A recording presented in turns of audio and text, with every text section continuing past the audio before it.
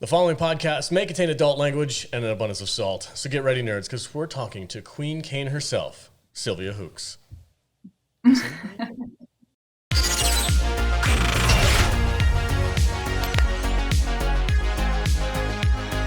Welcome, everyone. Thank you so much for joining us on this special episode of the Salty Nerd Podcast, where we get to talk to awesome people from one of our favorite TV shows, C. I'm joined, as always, by my awesome panel of nerds. Matt Vader is here, very nervous. Welcome, sir. How you doing? I'm freaking out. You're freaking out, I'm freaking dude. out. Queen Kane is in our presence. This is crazy. I'm underdressed. I need to go put some smelly robes or something on. You know, I don't know what's happening She right will now. murder you in a second. I would hope so. If I smell you. Also here, our ambassador of estrogen. Hello. Hello. How are you doing? I'm good. Good. I'm hoping that Queen Kane brought her bells with her today. Especially, you are in love with those bells. I know. I want those too. Last but not least, the producer of the show, Matthew Kadish. Welcome, sir. Yes, I just hope none of my questions upset Sylvia because I'd hate to get shanked in the neck. I know, right? That's one of my questions, is how many of those things are there that I want to know. Yeah. So that's important. And our guest of honor, Sylvia, welcome to the show. Thank you so much for coming and joining us. We've been looking forward to this for years at this point, so welcome. Oh, thank you guys for having me. I mean, you've been really covering so much of C, and you just cracked me up. So I had to be here. It's been it's just been fun watching you guys go through all the episodes, and you know, it's I really appreciate all the love, especially for the last two seasons, because I don't think you loved the first season, did you? You were like, oh. No, not quite. Well, we kind of did in a weird way. I mean, like for me, I love things that are like so bad they're good. And like the first season of C, I think I watched it like a half a dozen times because I was like, this is so crazy. Yeah. Yeah, it was one of those shows where we like watched it kind of in disbelief, and then we were like, we kind of love how goofy this is. Yeah, I can't get enough now. Yeah, and then when Tropper came on for season 2, and we were like, our minds were blown at that point, and it went so epic. Yeah, and season 2 made season 1 better. Yeah, So, yeah, it did. But we have it's one of our favorite shows to talk about. Yeah, and we reference it all the time too. And it wasn't really the show itself. It was stuff that was in the show that was like really funny. It's like, how many plastic bottles are there? You know, where did they get those rubber tires from? We were like trying to do math to see when a tire would have decomposed and how far in the future this must be. And then, of course, the one thing that really sucked us into this show was we were like, she did what to pray to the gods? So that was the thing that really solidified our fandom of this show. We were just like in disbelief at some of the ideas that you guys had and put on screen. To this day, Vader's like, I gotta go pray, guys. I gotta See you in go like pray. 15 minutes. So I think, Vader, you had some questions that you wanted to get out of the way to kind of loosen things up a little bit. you want to loosen things up a little bit? Yeah, go ahead. I'm going to do a rapid fire. Yeah. All right, Sylvia, I'm going to just give you a few like really rapid fire, non-thinking questions, but these are the kind of questions that people get to know you with. You know what I mean? So really quick, what is your favorite drink? I mean, I love gin and tonic, champagne. I love beer. I love a lot of drinks. I don't have any preference. I love to get more tea too. Yeah. Is that okay? You have all the drinks? Yeah, that's Perfect. fine. All drinks. All Yeah, drinks. all Perfect. drinks. Good for She's you. one of us. All right. Yeah. What is your favorite comfort food? Spaghetti. Spaghetti. All right. What kind of music do you like to listen to? I'm into Maggie Rogers now. I got one more question for you, real quick. Pineapple, does it belong on pizza? I like it with ham and cheese. Okay. Good. Okay, so Okay. she's a pineapple She's on a pineapple pizza. on She's pizza pro girl. pineapple. She's one of us. Taking that I'm okay hard with that. stand right out the gate. Pro pineapple. So my first question, I'm always curious about how actors get their roles in TV shows and movies and stuff. So what was the process of getting the role as Queen Kane on C season 1? Well, I auditioned. I think, yeah. I remember. I guess I did a self-tape. So I was sort of from the get-go. I guess I wanted to make it sort of a punk rock queen. You know, that's also why I decided to shave my head, because in my opinion, I've seen a lot of evil queens, and they all have long hair, and they're all very pretty, even though they're evil. And I wanted to do something different where where she was more punk rock and sort of like also almost like a warrior, took all her hair off, and she's sort of in the battle. And yeah, so I I did a little bit of that on the self tape already, and I remember they did hire me in the end. So yeah, here I am. Nice. I know Christian was telling us when we talked to him that when he came on set and he saw that you shaved your head, he was like, "Oh shit, now I got to do it too." That was the day we met. Speaking of Christian, he told us the story about how he was up on that dam where, like, you know, his character was supposed to commit suicide, and I think he said that was the first scene you guys shot together on the show. I could be mistaken about that, but how freaky was that scene? Because you guys were actually out there on that platform, right? On the ledge, yeah, it was pretty high. I remember not being very scared because we had those, you know, those things on with the rope or, you know, the safety stuff. And so I remember just being, oh, this is so cool. And Christian was like, shut up. Just shut up. I was like, isn't that insane? Like all the water's coming up. Because we were actually on that. That was not no green screen or nothing. That was real. And he just didn't want to talk about it. But at the time, we were already pretty close friends because, yeah, he needed to shave his head because of me. And I remember I met him at a rehearsal or something, and he was like, oh, great. Yeah, you made me shave my head. Thank you very much. And I was like, hi, I'm Sylvia. And we were both living in the same area in Vancouver. And we were both quite sort of slender and tall. And we both had our heads shaved. So we looked like fucking punk rock weirdos in the middle of Vancouver walking the streets. So we sort of bonded there. And then with our first scene, yeah, that was, he was not happy. I was very happy. I was very excited. Actually, it looked really You really are crazy, Queen Kane. So I love the fact that was there anything in the script when you were auditioning that kind of led you down like the punk rock path, or was that 100% you, like, this is what I want to bring to this character? Stephen Knight had written her definitely in a weird vibe. You know, the prayer scene was there, everything was there. But when I read the character, I was like, okay, I'm either going to do this and give it something really weird and, for me, interesting to play because I wanted to be challenged. I wanted to have a good time. And I sort of based her a little bit loosely on Lou Reed when he was really high. So I watched a lot of his interviews, and he has that phase where he has like sort of almost like a shaved head, sort of bleached hair. And he has these interviews and he's super high and he just fucks with the journalists all the time. It's just for fun, watch the interviews because it's so funny. Is your antisocial behaviour just part of your show business gimmick? Antisocial behavior? What's that? You seem very withdrawn. Introverted, you mean? Lee, you're a man of few words. Why is this? I don't have anything to say. And I was watching these interviews and I was like, oh, that's her. And so I sort of based it on him. And then because Francis Lawrence knew that I did, he had arranged through Apple to have that song Perfect Day in my first scene. So that's sort of how it came together. When you see the first scene of Queen Kane before she starts praying, there's the Perfect Day song of Lou Reed. So that's how it got in there. That's awesome. So speaking of crafting the character, one of the most iconic things about Queen Kane is like her voice. You do this weird thing where you pitch up and down like as you're talking. Lord Diego, are you at all aware of what transpired at Kanswa? So I was wondering what the inspiration for like the Queen Kane voice was. Yeah, it kind of came by itself. It was a weird thing. So I was looking for something because they can't see. I was looking for something that would show emotion in a different way. So it would show, so she would actually dominate her people in a way that isn't, they can't see her, so they can only hear her. And I wanted to do something that was a little off and that you would never know what to expect from her. So that's where the weird voice came from. Which in the end, it was funny because in the beginning she was written as very brutal and insane and crazy.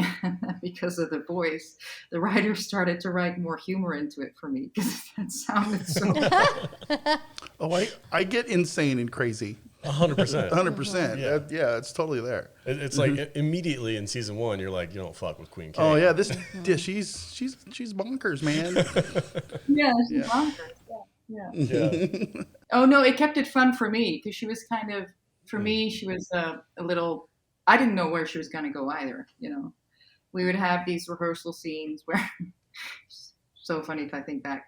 So we'd have these rehearsal scenes where we do improv, and then I would have to sort of dominate a group of people, and we were all doing training with Joe Strecce. He taught us what it was like how to see and how to move around and how to sort of know where to go and create your space in your head and map it out sort of. And we were rehearsing doing this improv scene, and that's also where it sort of started, where the voice started, and she just started fucking with people basically. She's like, and that was a lot of fun because I didn't know where she was going to go either. So you kind of brought up that famous scene. We have to talk about it. This is the question that's been burning in my mind. When you read on the script what you had to do and what your character had to do, and then like approaching that on set in front of the camera, can you please just, how did that go down? What was that experience like for you as an actor? Yeah. And did you have an intimacy coach for that scene? Not yet. They weren't really there yet. I think it's something from the last 2 years, intimacy coaches. But I had a good relationship with Francis Lawrence, who I really respect and appreciate so much as a director. And we talked through the scene, and he was like, just do your thing. And we literally maybe did 2 takes, and that's what it is. That's what he got it from. So it was very fast. Did he have like a conversation with you? It's like, we're going to have the camera on your face for the entire time. And you're like, what was your reaction to that? I think it was better to be on my face than on some other part. Right, yeah. To be honest. But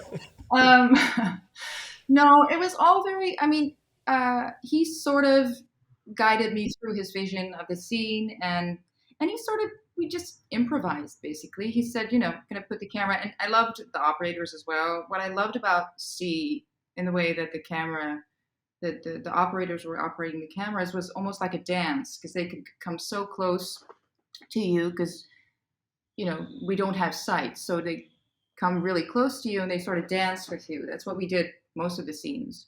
It was sort of a dance between you and the DOP, which Michael Snyman, you've interviewed, right?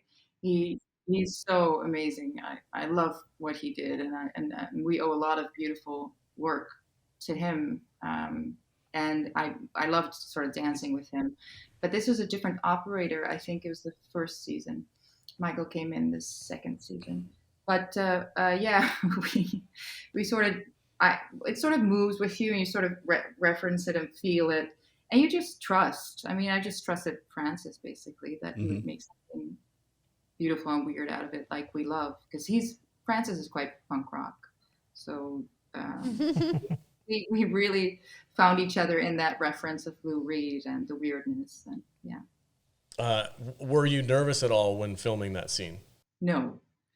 Because I trusted Francis. And it sounds very stupid to say no.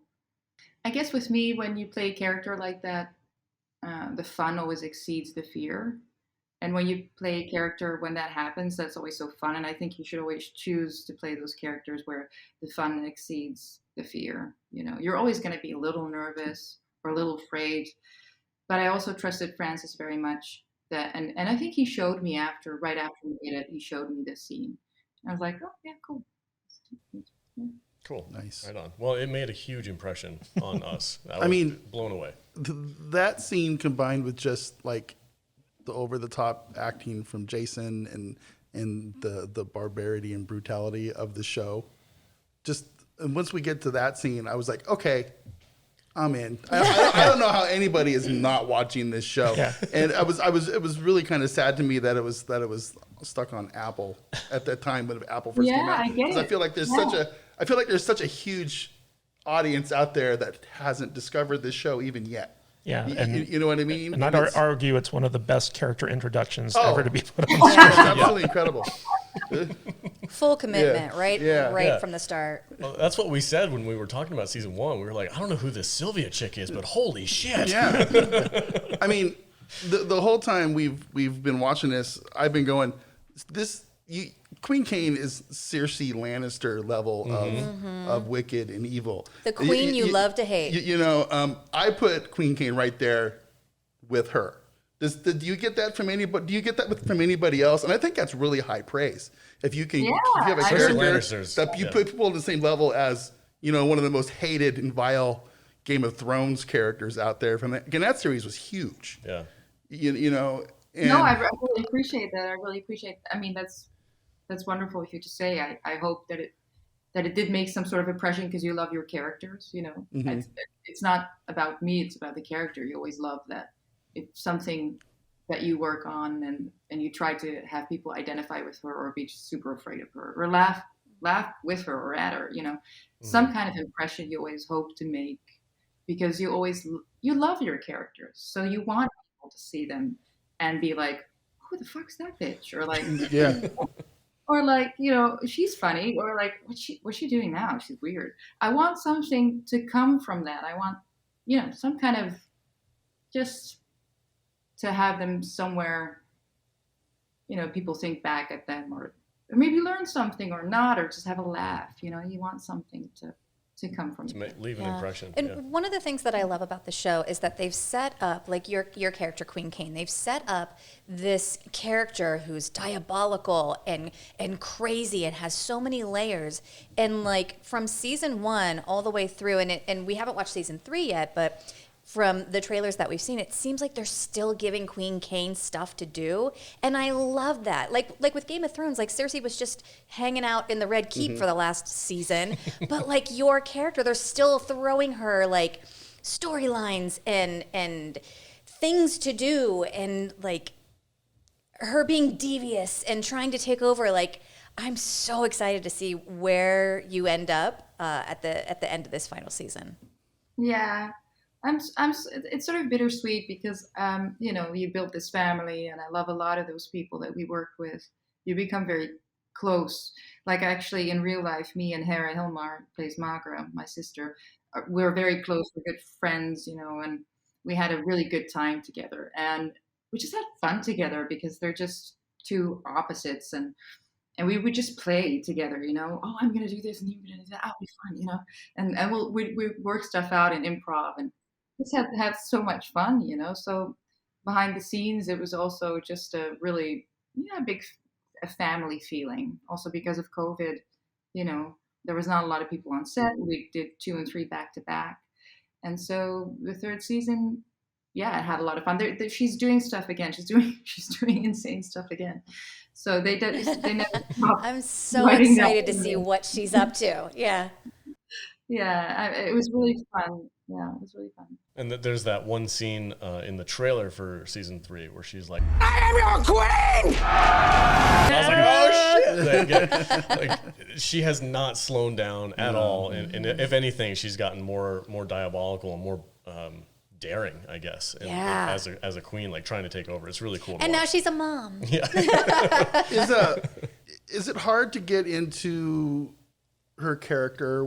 Is there a process that you go through when you're on the set and when you're filming to slip into Queen Kane mode, or are you a method actor, or can you just like go right into it? I'm kind of curious if there's a process. I'm not method, no, but I did use a little bit of weird stuff. I would always tell people like, listen, I'm gonna go weird, and you'll see it, and just know that that's what I do. And when we'd have like extras on set or new people, you could sometimes see them become very uncomfortable or start to giggle because I was sort of getting in character. And I would feel in the beginning, I'd feel like, oh, fuck, there's new people on set. What am I going to do now? I'm going to say something, not going to say something. And sometimes I would be like, I'm just going to do it and just see the reactions because it was, I had to get into that voice and I do weird stuff and, the lilts and the voice and stuff to kind of get into it. And people just looked at me like I was insane. Mission accomplished. That's cool. Exactly, yeah. Yeah. So I did do a little bit, just the voice but I'm not method, no. Okay. So we kind of talked a little bit about season 2, and I'm really curious. You were one of the few people that we've talked to besides Christian who's been involved in all 3 seasons so far. What do you feel like was the biggest difference from season 1 and then from Jonathan Tropper coming in to show run season 2? Was there a sit down at a table and said, hey, we're going to take the story a different direction, or your character's going to be a little bit different? Was there anything like that happening when he took over? Well, he called me and we had a long phone call, and he just explained what his vision was. And, he asked me about Queen Kane and how I envisioned the character and the journey ahead for her. And he was really super, he really wanted to do it together. He was very all about, creating this together. And he was very excited to hear your ideas and directions for because he said, you've done this for a season, so I don't believe I should, I want to hear what your opinion or your vision of this is, but this is my idea for the new season. We're going to make it bigger. We're going to make it, we're going to turn it into a different world, basically. And I was very excited because what he told me sounded very good. And I was very happy with what he, where he took C. I think he took it into a larger world. And I really was hopeful that was going to happen, because as much as I loved doing the first season, it was quite closed off and it was quite small. And I also hoped that I would actually connect with the different worlds, because it was very much apart. Like I was in my own thing and Jason had his own thing. So it was different worlds. And finally we were able to sort of show a larger scale, and he introduced more characters and he made it more of a world building. He did a lot of world building, and I thought that was very exciting. So yeah, I loved that he came onto the show. That's awesome. Yeah, we thought it was very exciting too. We were stoked. Like almost immediately, I think even immediately, I can say that immediately we saw the difference with the opening credits scenes. When we all were like, holy shit, like they amped everything up to 11 and they're freaking going for it, man. And we had a blast with season 2. Yeah, so Kadish was pissed for half the season because he couldn't make fun of it as much. That's true. That's true. I mean, we had just as much fun, but it was just a different type of fun. Yeah. Yeah, exactly. I get it. Sylvia, I wanted to ask you, so a lot of your scenes, especially in season 2, were with one of our favorite characters, Kofun. And we asked this of everyone that we have from the show that comes on for an interview. How do you pronounce Archie's last name? I say Medekwe, but I don't know, because I'm Dutch, so you shouldn't ask me. You are the only person who has had a definitive answer. Most people say pass. First they go, No, but also I'm from Amsterdam. I'm Dutch, and you shouldn't take my word. Okay. So in addition to working with Archie, one of the interesting things that Michael Snyman said when we were interviewing him was that there was an actual intimacy coach involved in season 2. And we were like blown away because like we'd never heard of an intimacy coach before. Can you give us a little insight into like, you know, what an intimacy coach is and what they work with you on when they're on set? Yeah. So it's funny because for most of my career, I didn't have one, and I still had to do all the sexy stuff.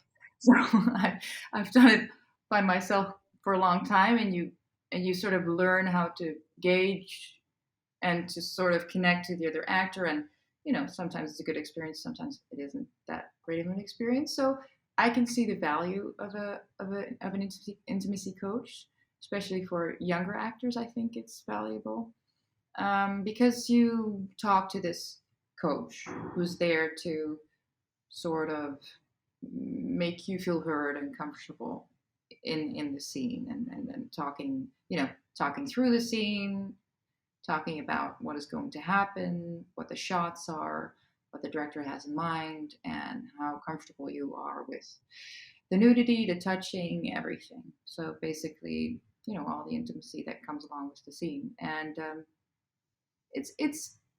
I think it's really good actually that they're there. Yeah. And we had an intimacy code. I think for the last season, the last 2 seasons. Yeah, when we first heard about that, we all kind of tilted our heads at it, like, oh, that's a weird job title for somebody to have. But the more I think about it, and scenes, like I immediately think of Emilia Clarke from Game of Thrones when she was with Jason Momoa on set, and she was like young 20s or something like that, and she had to do this like hugely sexual scene with this giant like 7-foot tall dude. And it was always nice to hear Emilia say like, yeah, I was completely by myself. I was too young of an actress to say no to something. But Jason came in and made her feel super comfortable and was like joking around and made her just kind of relax a little bit. So I can totally see the importance of having somebody like that on set to kind of help that go through. I follow one on on TikTok now, and I've learned a lot about intimacy coaches through TikTok. Oh, amazing! I didn't even know on TikTok. Yeah, I mean, with me, it was the other way around actually, because I was the evil aunt taking advantage of the young guy. Aww. Yeah, did you ever like read the script and go, "You want me to do what with my nephew?" That's very strange. It was very weird because I did feel like a fucking horrible person, you know, sort of reeling him in. You are a horrible person. Full disclosure, we called you Aunt Handy for a while. Yeah, Aunt Handy. Aunt Handy. That's her name. That's right. No, yeah, but it did feel horrible. It felt like I really felt disgusting those days that we were filming it because you're in that, and I've never felt that, you know, they call it abuse of power, obviously, and it's mostly what we know is mostly men that have a lot of power, and then women and young women, and they get taken advantage of. But now it was the other way around. There was an older woman of power and a younger boy, and I just felt so disgusting. But you know, Kofun Archie, he made me feel real comfortable with it, and we had a good connection. We'd shot more together, and we'd known each other for a while then. But still, just to be in that position and to have to act that out was it felt very dark. Can imagine. Yeah, I can totally imagine. Like we were all, I think the reason why we react with humor to those kind of things is because they're very uncomfortable. Very uncomfortable. I know, that's the only way I can with them. My next question has to do with one of my favorite scenes from season 2 is when you have a back and forth with Jason Momoa at the dinner table. Yeah. It was like we always compare this show to Game of Thrones because I do think the political intrigue is on that level. Mm-hmm. That dinner scene was so much fun to watch. You completely dismantled Jason's character in that scene, and I'm curious how that was on set and how it was filming. It was fun. I mean, I had so much fun with that scene. I looked forward to that scene for weeks. Also because it was maybe the only scene I had with Jason in that season, and we would just joke about it all the time, and we would look forward to actually working together, him and me, and so it was very fun to actually be in the same room. And to just go at each other like that was just because it was built up for, you know, a season. It was the second season. You know, he's such a lovable guy, and we had a, you know, good connection. And so we would joke about it all the time, you know. It was just fun. It was just so fun. There was a lot of improv too, which, I mean, I don't know what ended up in the actual episode, but we had some big laughs. I love that somebody like Jason is so physically intimidating, and then having somebody like you who's very slender framed. And well, they can't see each other. Oh, that's true. That's true. That's a fair point. But I like the duality of it. Like Jason's this huge dude, and you're this like slender woman who's sitting at the end of the table, and you completely took him down. And I was just like, that's freaking crazy fun. Yeah. The dialogue, I can't believe that some of that's ad lib. And he just becomes completely unhinged. Oh, he can't handle it. Yeah. I know. It was so fun. Sylvia has some of the best chicken eating acting I think I've ever seen. The scene with you and Magra, I've always been curious. I'm like, how many times did you have to film that? And how much fun did you have just munching on that chicken? Like, what's your problem? It was so much fun. There was a couple of those scenes for Queen Kane, and you just, as an actor, you look forward to them, and when they're actually there, you don't really want to stop filming because it's so fun. You know, it's like a playground. You get to do this, and you have to try that, and you know, and just improv. I love improvisation. So I mean, yeah, just to have fun with it. It was just fucking ridiculous, her with the chicken. So I had to do it, fucking ridiculous. She has the weird voice, so I also wanted her to have a weird, very fast eating, eating chickens very fast and just stuffing herself. But there's some of it in season 2 as well. Yeah, it's coming back. Yeah, it is funny because throughout season 1 and 2, like you can tell Queen Kane takes her meals very seriously. Like there's that scene where like she had just flooded Payan and her female servants there, and she's like, I'm hungry. I'm ready to take my dinner. Did you find eggs? it's like she's always thinking about eating. She's a foodie. Yeah, she's a total foodie. She's a foodie. She definitely is. Yeah, yeah. She loves to talk, sing, and eat. Yeah, that's her main now, and kill people. Yeah, and pray. And pray.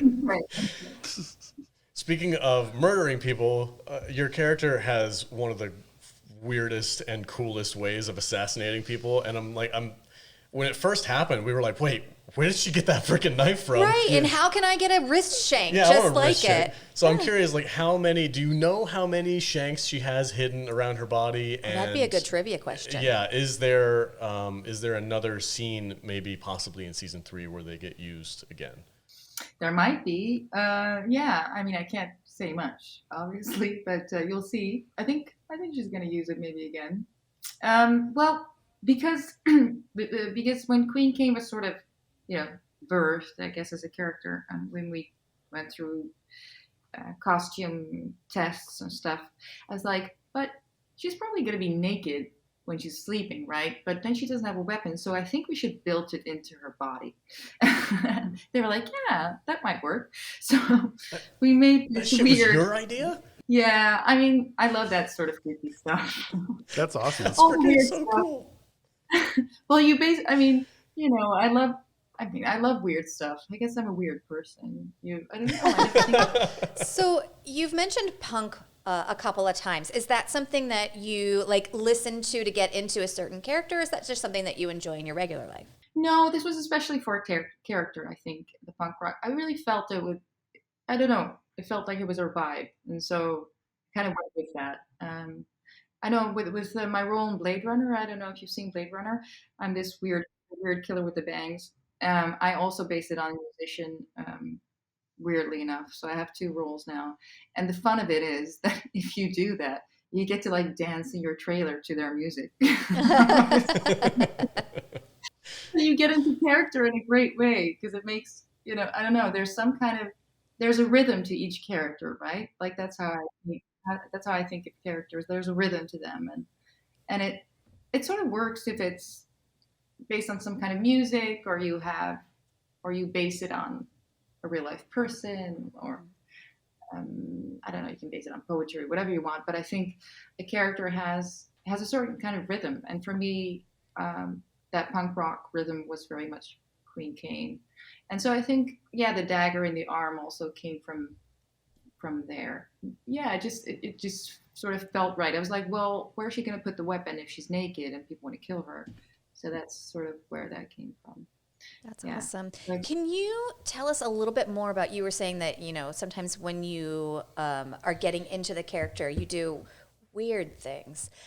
So what, do you have a lead in that you do? Do you have a phrase that you do that puts you into the character? How do you come on set and really get into it while you're, not caring if you're being weird?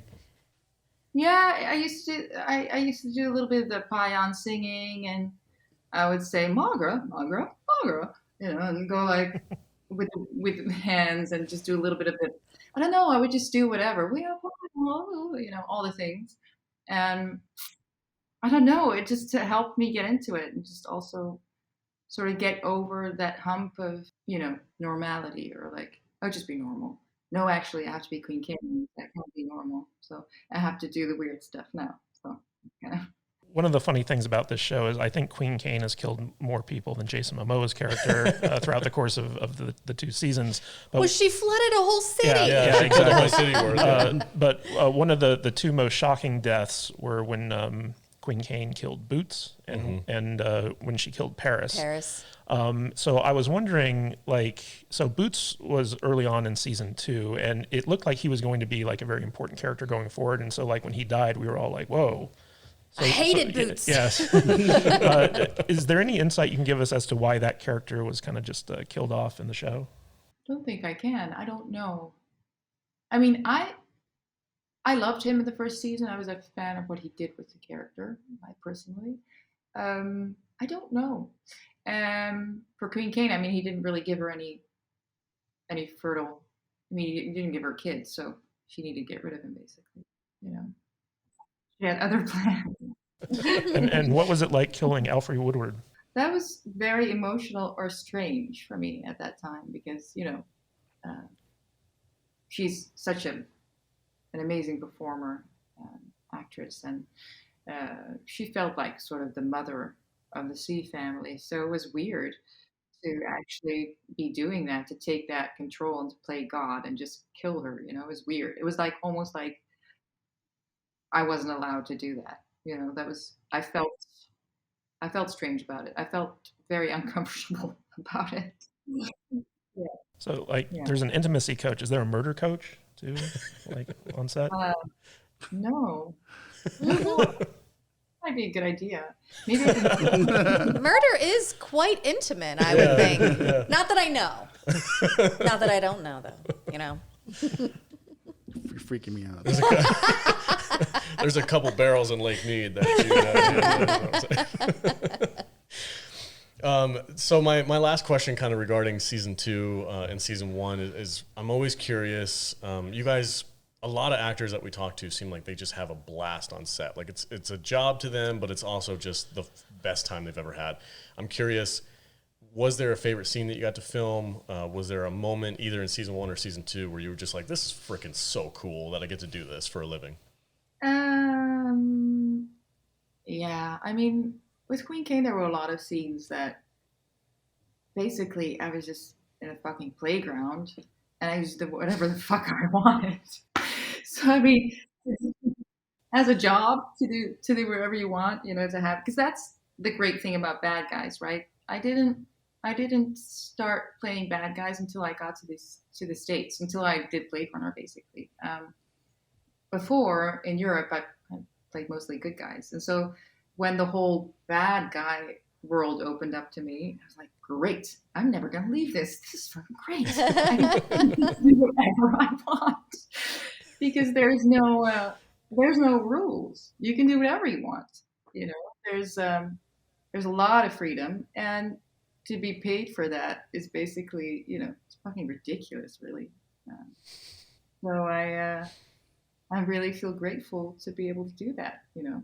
And there were a lot of scenes for Queen Kane, like that dinner table scene with the whole group, Jason. That was just so much fun.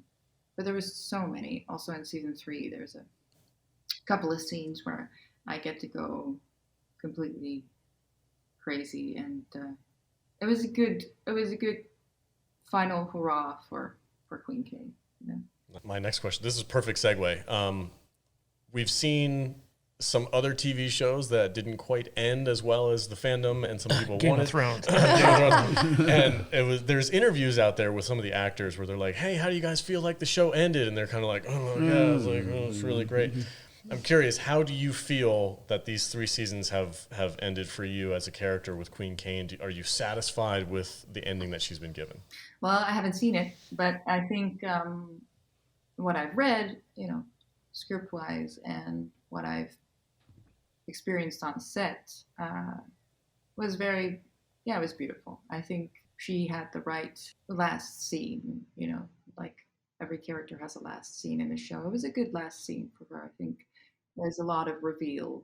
Yeah, I really liked it. I hope it's going to be good in the show. You're really making her struggle. Try not to give a spoiler. No, that must be so hard. I'm trying to just dig my way in a little bit, like one of those Queen Kane shivs. Thank you for your answer. Can you elaborate? I was going to ask you, like you just said that, like when the world of being a villain opened up to you, it was so freeing. I was curious. Have you ever tried being a redhead? Because people just expect you to be nuts. It's very freeing.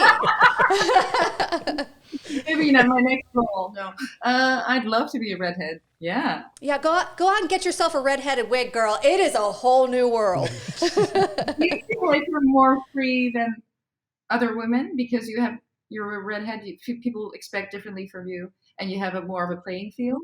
Yeah, like I've walked into places by myself as a stranger and had strangers just come up to me and been like, "What do you want to fight?" And I'm like, "Maybe, yeah. Let's get a drink first, and then we'll fight." I don't know. I think I could try that, although I think red won't really do anything for me. But I can try. I tried a lot of things, so why not? I'm follow up after. I want to know what your experience was. I know. I love the transformation. I won't say no to a good transformation. I can't wait to see Sylvia's next role, and if it's a redhead, I'll be like, I did that. I did that. Everyone's welcome. Well, I'm taking some inspiration from this today, actually. Yeah. Awesome. That's an honor that's really cool. Mm-hmm. Right on. So Sylvia, talking about season 3 of C, we saw the epic trailer reveal for season 3, which was really great. And I noticed that you had a lot of scenes with my best friend, David Hewlett. So I was wondering if you could tell us a little bit about working with David on set and if you guys had any fun or anything like that. Oh, yeah. I mean, David's a great guy. He's so easy to be around. Well, from the trailer, it looks like Tormata is recruited into Queen Kane's service, and you make good use of him. Yeah, I guess they're the perfect match, right? He's like the crazy scientist, and she's basically just crazy. So they have a good connection, and they know what they want, and they'll go after what they want. And it was fun to do that with him. Can you tell us anything about how your character evolves as a parent in season 3? Yeah, parenting and Queen Kane. Interesting combination. Yeah, I don't know. That's all I can say about that. Fair enough. Yeah, we'll see. Let's see what happens. Yeah. So I was wondering, what was the inspiration for Queen Kane's hairdo in season 3? Because you actually have hair. I know. I have all the hair now. Well, from season 1, the shaved head was a great idea until I had to play other roles. And shooting in between seasons, I was doing other movies, and it was not that practical. So I decided to grow it out because, yeah, that was the best option for me. So we decided to create weird head pieces for her that she already has a little bit in season 1, where she has a shaved head, but she wears these weird Cleopatra, weird crown thingies, and so I kind of moved. I kind of took that and moved it to season 2 and 3, and she has weird head pieces. Basically, she wears them mostly in season 2, and then season 3 we see that she has hair, right? So she just basically grew her hair. I think she wanted to feel like a mother and to feel like a human being again. That's kind of what my idea with her was. She pretends to be human until she can't pretend anymore. Yeah. Maybe her royal head shaver died in the flood, and so she just had to do her best after. She needed to find her soft, sensitive side. Exactly. Well, no, I mean, basically she's imprisoned, right? So she just grows out her hair, I guess. But also for me, it was important to, in the final season, sort of show the softer side of her in a way, which I really wanted to sort of do as a last chance to show that. Yeah. So one of the interesting things about Queen Kane and her sister is that they're aurors, that people who can hear really well. Well, she is. I'm not. She is a Aurora. Yeah. I don't know why none of us can say that word. It's a hard word. It is a hard word. But like, in season 1, it became clear that the Queen, like, she could hear people's like footsteps and heartbeats from like really far away. Like, she was able to tell like who Tamakta June was and stuff like that. Still recognize your melody. The way your right is heavier than your left. Now you shift uneasily from foot to foot. With the introduction of these explosion, like these bombs in season 3, they're, you'd think someone as sensitive as Queen Kane would be like really in pain the entire time. Did you guys just kind of like put that aside for this season, or does that play any role in the season? I think we totally put that aside. As they should.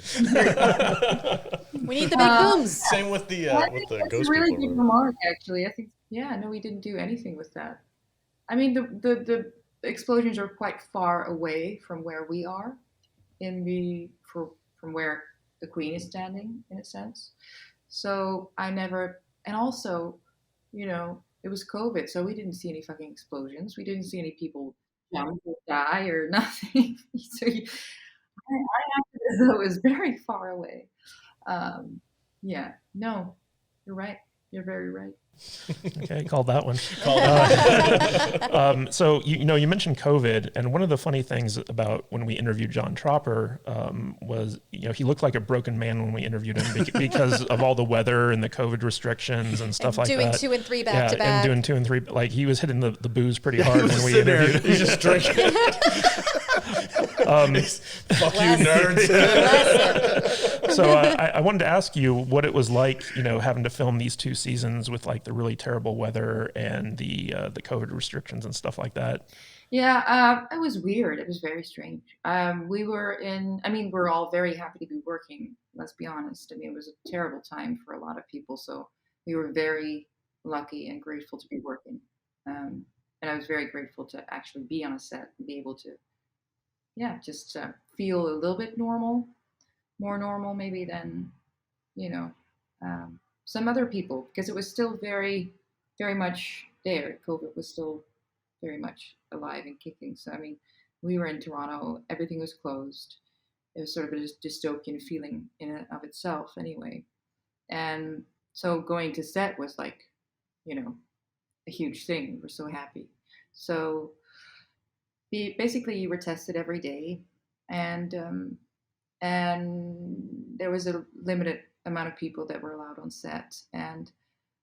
But I have to say, a film set is basically very focused. There's not that many people anyway on a set. The only thing that we really experienced was, everyone with the mask. But as actors, you didn't really have to wear them that much. So we were really lucky because most of the crew had to wear them all day. And you had like 12-hour days, 13-hour days sometimes. So those, the crew was having a hard time with all the masks and the extra protection and the gloves and the things. And for them, it's really hard. So we were just lucky being in front of a camera, so you couldn't wear them basically. Well, I know when we spoke with Joe Flanagan, he lamented about being in quarantine and almost going crazy, not being able to leave the hotel. Did you guys have to quarantine at all during the production? Yeah, I quarantined twice because the first time I actually drove up from LA to Toronto because flying at the time was difficult, and I have 2 dogs and I just wanted to take the whole thing with me. So I drove up to Toronto, and so that was easier because I didn't really come across a lot of people I could really keep to myself, but it was still like 10, 14 days of quarantine. And I had a little garden, so I was able to go outside, but it was a very weird feeling, a very actually dystopian sort of feeling at the time. And then I went to visit my family in Amsterdam, so I had to do it again, the 14 days. And it sort of drives you crazy, you learn how fucking spoiled you are being able to fly all over the world and going places. If you just want to go somewhere, have a beer with someone, you can just go there. And at this time you realize like, wow, that's really, life's pretty great, So the news is now out that this will be C's final season, 3 and done. Was there any kind of like feeling on set that you guys were sad that it was ending, or were you just glad because the production was so grueling to be like done with it and getting ready to move on to new projects? What was the general sense of this being the final season? Well, nobody was done with it. I think as a I feel like it almost like a 3-act piece. You know, it has a good. For me, it felt right to do 3 seasons. We all had a lot of fun. You know, we were still super in it and very excited to do all 3 seasons. Could it have been another season? Yeah, but I think it's good the way it is. You know. Right. I'm so disappointed that you didn't get to go to LA with everyone to see the premiere. I know. I'm here in Berlin. I'm doing. What a movie. bummer. Yeah, I know. But yeah, that's the thing. You know, with COVID, I'm doing testing here now as well. So if I go back to LA and I get COVID on the plane or whatever, then I can't film here. So that's sort of the restrictions here as well. You mentioned your dogs. How are they? What are their names? How old are they? I want to know all about the dogs. I know they're in LA. Oh, fuck. I wish I could have taken them to Berlin, but with the flying, and a lot of times I do travel with them. But again, COVID sort of made it a different story now as well. But they're in LA. They're called Iggy and Little Red. Iggy is from Amsterdam. He's a pit bull chihuahua mix. My goodness. How did that pitbull chihuahua? Let it go. Yeah, that's. Which one is the? Let it go, guys. Okay. Sorry, just the first thing that came in my head. I'm like, that's an odd combination. You know, that's the question everybody asks me. The chihuahua was the mother, but it wasn't that big of a pit bull. Let's say it was a small pit bull, and I saw them both. Like, I wouldn't believe it if I wouldn't have seen it with my own eyes. And he looks like both of them. Basically, the pit bull was staying over for a summer with a family of the chihuahua, but he wasn't neutered, and so this happened, you know. And Iggy is an amazing dog. He's super. He's 9 years old, but he's a puppy. He acts like a puppy. He always has energy, always wants to play. And then the little one is called Little Red. She's a rescue from LA, and so I do actually have a redhead at home. Good for you. Every home needs one. And she's a little sassy, you know, and she's super sweet, and she's super tiny. Sometimes I do like volunteer work at like adoption days for dogs, and I just couldn't let her. I had to take her home. My last question for you, Sylvia. You've kind of dabbled in some sci-fi with Blade Runner 2049 and C. Is this a genre that you see yourself kind of pursuing as an actress moving forward? Do you like the sci-fi kind of crazy genre, or do you want to go back to a different genre? I like the genre. I guess I don't choose projects on the on genre. I think this is, I think, maybe a coincidence, or that I stepped into that world that more of that stuff is coming to me. But I always go for the people I work with. Mm-hmm. You know, I think that's the most important thing. Looking at a project, you know, I think most of the stories have been told, most of the movies have been made, and you know, so it's basically who do you make it with, you know, and who's telling the story. I think that's the most important thing. Yeah. What was the movie that kind of made you want to become an actress? Were you a fan of something? Was there a favorite movie that you used to watch and you were like, man, I want to work in that field? I was a very, very shy kid. I never talked to anyone. I was always sort of in my own world, and lived in a very small village. I think we had one hairdresser and one supermarket. That was it. And I was always like in the backyard doing weird plays by myself.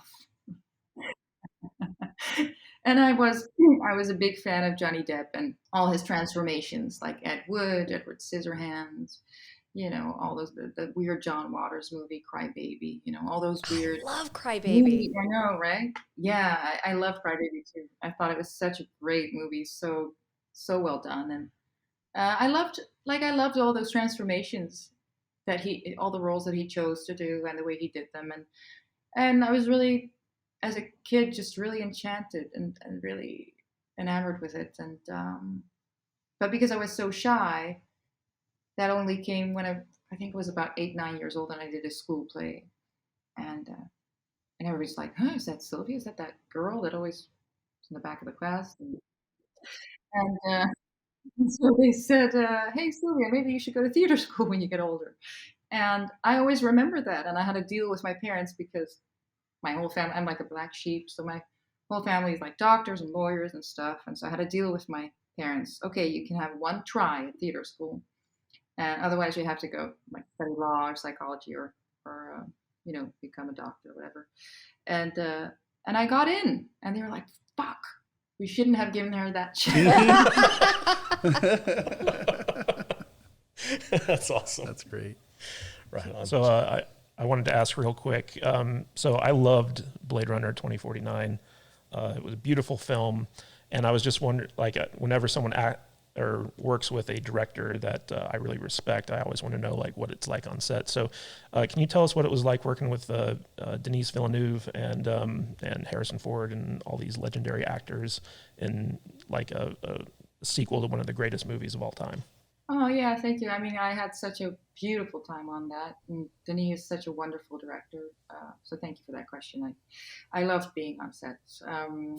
Harrison was just ridiculously funny. I remember the first time I met him, we were in that spaceship together where he's sort of abducted and he has the handcuffs on, and I'm in front of this spaceship, and I'm in front because we're sort of crashing, and Ryan Gosling's character is onto us, and we're sort of crashing. Things are going terribly wrong, and I'm in the front of the aircraft or like spaceship, and I'm bent over, and with the back, I've turned my back on him now. Let's say for most of the day, like we started in the morning, we've passed lunch, and all day I've been with my back looking out, through the aircraft, and he's just looking at my ass basically all the time.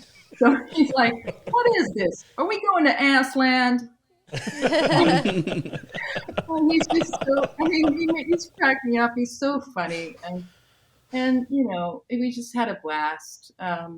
We, in between fight scenes, we'd be in the jacuzzi together, and he just couldn't stop cracking jokes. And such a great guy to work with. And Denis, I was just blown away by how honest and how calm and how creative he was on set, and how much he trusted his actors, because he gave me so much freedom with the part. And to do that on such a big set with so much expectation because of the first Blade Runner, to have that kind of, to be so, to know so well what you want and have guts like that to do, to give that story your own vision, which is, he's doing that again with Dune. I mean, he's an incredible director and a really wonderful human being. So that was really a dream for me to work on that set. Yeah. Because of your relationship with him and Jason Momoa, do you think there's any chance that you'd be in the Dune franchise at some point? Maybe. You never say never. we still have a good friendship, and you never know. Is that what you're working on right now in Germany? Inquiring minds want to know. No, I'm working on a movie with Jordan Scott and Eric Bana and Sadie Sink. Oh, cool. Well, one last question before we let you go. Okay. That's such a Kate-ish thing. It's always. It really is, yeah. What can you tell us about season 3 of C? The feeling I have about it is that it's going to be a really good goodbye. I have a good feeling about the last season. It brings there's a lot of big fights and a lot of action, but there's also a lot of intimate portrayal of beautiful scenes between two people. Thank you so much, Sylvia. It's been wonderful to have you on. We are really looking forward to season 3. We've been in love with this show for a couple of years now, and it's so amazing that the cast and crew has reacted to us the way that they have. I know, which weird. is It's weird weird. to Yeah, us. everyone because has been so welcoming to Yeah, us, like- and it's just been such a joy to get to talk to everyone. I think everybody just loved your approach and how honest you guys are with, because you also, I mean, you just said it the way it was, and you had a laugh about it, and I think we all respected that very much, and then with season 2 that you started loving it more and stuff. It was nice to have that honest kind of feedback. I think everybody just really enjoyed that. We're so happy that it happened that way. You guys have been great. The thick skin and the sense of humor about this stuff has been amazing. So thank you to you, Sylvia, and to everybody that's been working with you guys on this show. We're really looking forward to season 3. That's it. Seriously, I know you live in the LA area most of the time. I do follow you on Instagram, so I'm not stalking you, but I do see a lot of photos, and I'm like, I recognize that place. So if you're ever in the Vegas area, there is a gin and tonic waiting for you. Absolutely. We would love to host you for a drink or something like that if you're in the area. So please reach out. We'd love to have you. And is there any place that you would like to let your fans know where they can follow you on Instagram or anywhere else, and what the next project you're working on is? I'm very bad with social media, so I would just say my name on Instagram. I didn't become an actor because of social media. I love the profession, but I'm also someone that loves to transform, so nobody recognizes me. So yeah, it's basically me. So it's like Instagram. That's it. All right, cool. Vader, go ahead, say your last and where you can be found. Well, you can find me at MattVader74 on all the socials that are out there that I use, the ones that matter, I guess. Sylvia, thank you so much for talking to us today.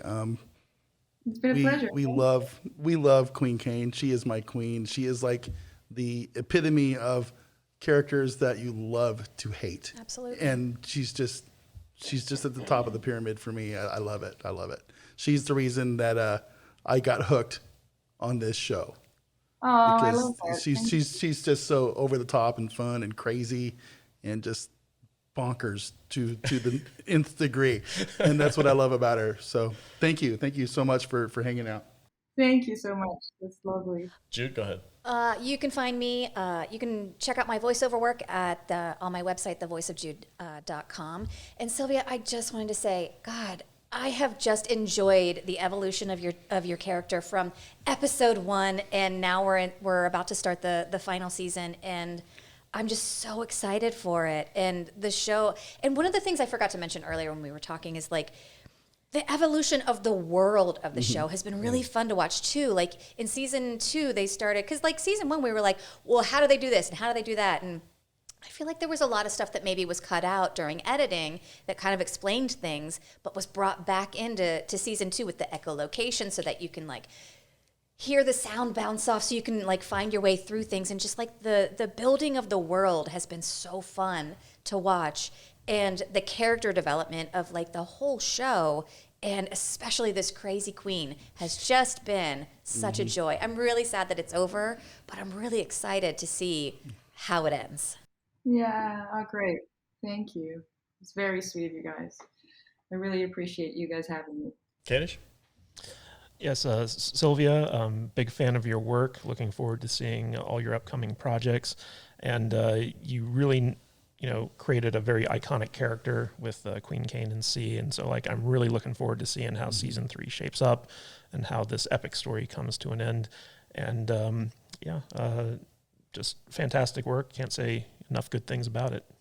Oh, thank you. All right, everybody. Thank you guys so much for watching this video. If you're brand new here, don't forget to like and subscribe. And if you're a fan of C as much as we are doing full coverage of episode by episode of C Season 3.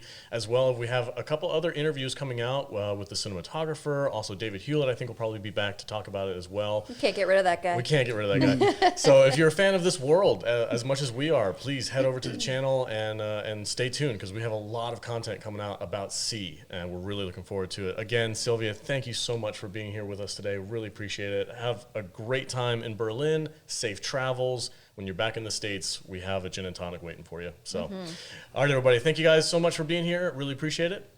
Stay salty. Thank you. Bye.